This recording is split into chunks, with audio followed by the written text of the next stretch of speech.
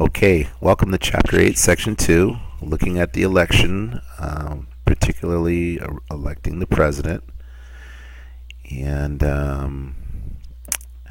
remember, we are looking at a 4-year cycle for presidency, but you got to understand before we have the election in November, each state needs to do primary election. And so the primary election will determine who's going to represent each party.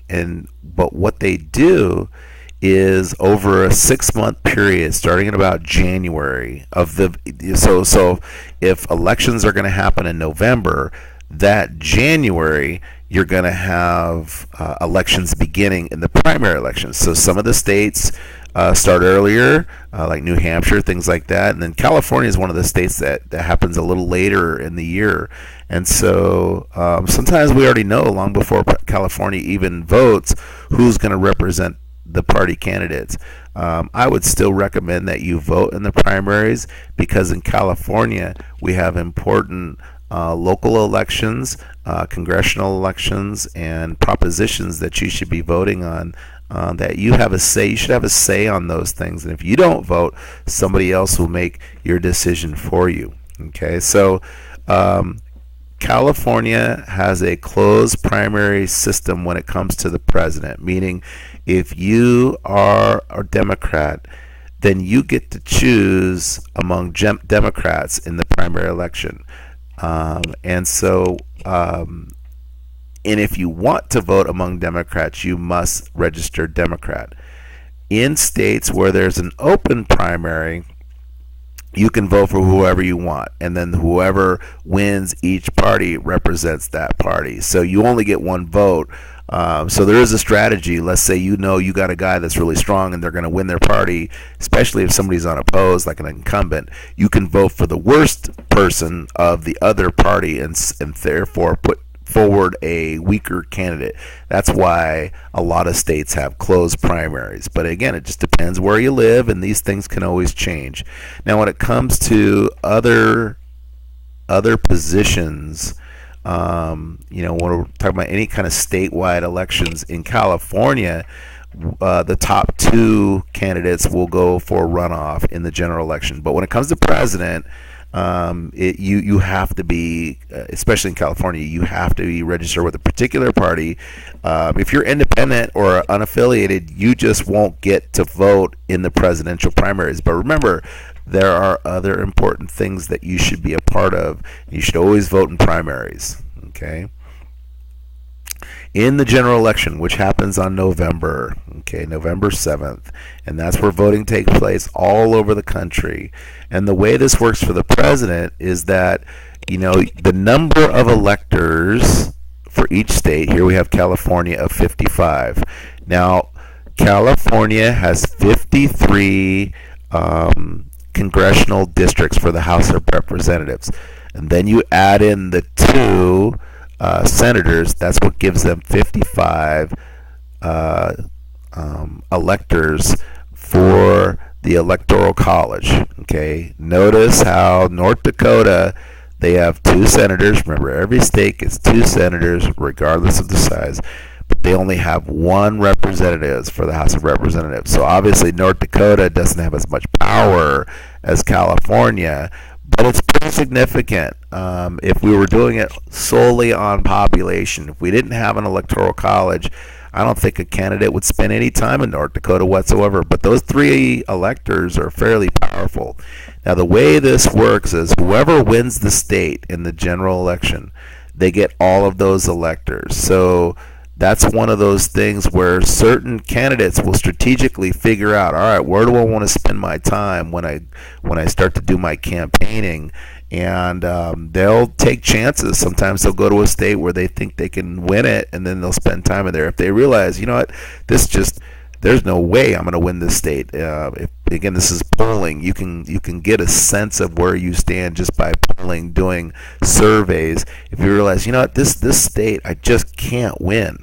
then you can spend your money and your time in what are called battleground states. Battleground states, typically Ohio is one at 18 electors. That's a lot. And then Florida is another big battleground state. Texas tends to swing Republican most years, as California tends to swing Democratic most years. So, you'll see candidates spending a lot of time in battleground states. You got to get to 270 votes. That gets you a majority. If no one candidate has 270 votes, then the House of Representatives gets to pick the president. Now, what we see, this is only tracking 2 dimensions. Remember, we have 4 dimensions. We also have libertarian and authoritarian dimensions, but this just tracks liberal and conservative. And remember, liberal tends to connect up with the Democratic Party, and the conservative tends to connect with the Republican Party. Notice how most voters would fall somewhere in the middle, the moderate ideological position. And so what happens is, but remember, a lot of these people don't vote in the primaries. They're just not that interested, nor is there a candidate that's really pushing them. And a lot of people just kind of ignore it. So what happens is that when you're voting for your party in the, let's say you're voting in the Republican primary, those candidates tend to be more conservative. So to win a primary for a Republican, you'd have to be more conservative. For a liberal, that's trying to win the Democratic Party, you have to be more liberal. So what happens is, once a candidate wins, they will sprint to the center to go after this bulk of undecided voters, and those are the ones who will determine the actual vote. And so that's where you'll see moderate liberals and moderate conservatives. When you really get down to it, there's a lot that's very similar in where they believe in that, and that's where we're seeing more candidates of moderate persuasion are tending to win. I would say most of the candidates we've had have been fairly moderate. This is our last election. Barack Obama defeated Mitt Romney. Notice how Barack Obama had 332 electoral college votes, and Mitt Romney had 206. You need 270 to win, so it's fairly close, but Barack Obama won it, fairly well. And you can see the number of states won. Barack Obama won 26 states plus DC, and Mitt Romney only won 24.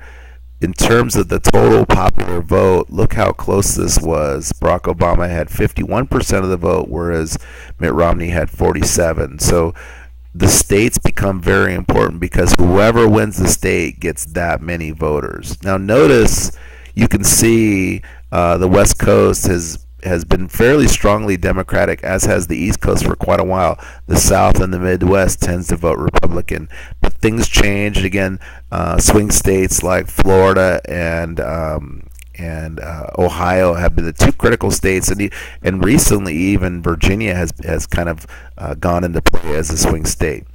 One of the most interesting elections was back in the year 2000. President Bush defeated Al Gore. Now, if you look at it, Al Gore actually got more popular votes than George Bush. Again, the vote 47.9 to 48.4, very close.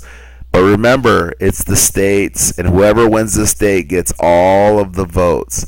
And so George Bush won enough states to give him the 270. He only needed, he got that by 1 vote, barely, and everybody was angry about that for a long time, until 1 year later, September 11th, 2001, we had the bombing at the World Trade Center. People immediately stopped complaining about that, and they were more focused on, let's go take care of these bad guys. Okay, so when it comes to paying for election financing, there's been some changes just recently. So so you can give $2,100 to a candidate, and I think that's raised just recently. And then political action committees, you're limited to $5,000. Super PAC, there's no donor limit. There was a ruling just recently that said that you can spread your money around to as many candidates as you want. So it used to be tied to people. You had to give to individuals that were people that represented you, and so what we're seeing is a lot of money is flowing into the party as well as the super PACs. The critical thing about a super PAC is they cannot plan with the candidate. So it's supposed to make it separate money. But again, money's going to find its way into no matter how they set this up, money is going to find its way into the election. And so it's religious organizations have kind of run into this issue. It is technically illegal for somebody in a religious organization to pick a candidate, to engage in political campaigning. And again, the club is that they lose their nonprofit status. There are lots of different ways that campaigning can happen. Spot advertising is typically what we see on television, and we're just, basically it's positive descriptions of the candidate. A news release, most times they'll film it themselves and then hand it to the media, and they'll choose whether to use it or not. We see issue-oriented ads very common coming from third non-affiliated organizations, and so they'll focus on one issue and how that candidate deals with that issue. A value-laden ad has to do with things that people that particular candidate believes in. The idea that you can trust this person, they're honest, this that. Negative ad would be the flip side of this, and obviously you wouldn't bash your own candidate, you would bash the opponent, talk about how bad they are, and negative ads have really exploded recently, and it's gotten so bad where there's so much bad advertising, negative advertising, that people just like, well, I don't like any of the candidates, and that's a direct result of all the negative advertisements that get out there in the news. And then finally, a media event would be something where the candidate would take part in a particular activity that hopefully would draw attention to the candidate and the things that candidate thinks are important. And then what they're hoping is that the media would come along and they would watch. And if you're running for office and you've gotten through the primaries, there's going to be a lot of focus on you, and you're going to have a whole busload of media following you wherever you go. So the idea, the media chooses what they're going to put on. You just choose what you show when you step out. So everything is choreographed from the moment you step out of the house to the moment you step back into a house. You're being videotaped. So what you do is you set up those events to make yourself look better throughout the day. So we're now seeing each day in an election is now a media event, and everything is carefully planned and choreographed to get maximum effect when it comes time for people voting in the elections.